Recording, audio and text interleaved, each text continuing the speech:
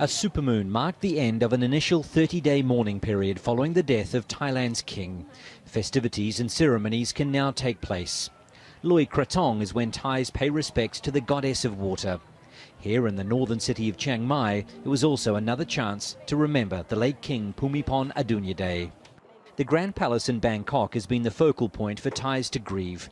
The hall where the late king lies will stay open indefinitely so people can pay respects before the royal coffin and urn.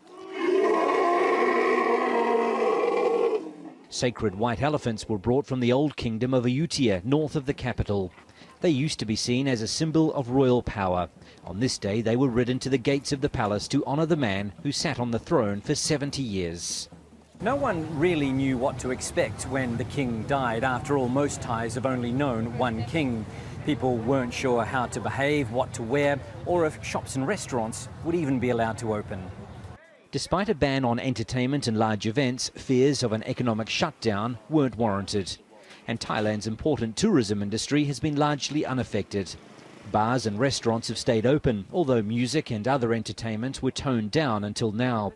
The Minister of Tourism says visitors should still be respectful of the situation, but life must go on. In terms of tourism, meaning that we still welcome tourists to come to Thailand. Whether or not you want to come to salute a king, whether or not you just want to discover Thainess as usual, or whatever you want to do, Thailand is still back to business. Despite that, the entire mourning period will run for a year before the late king is cremated.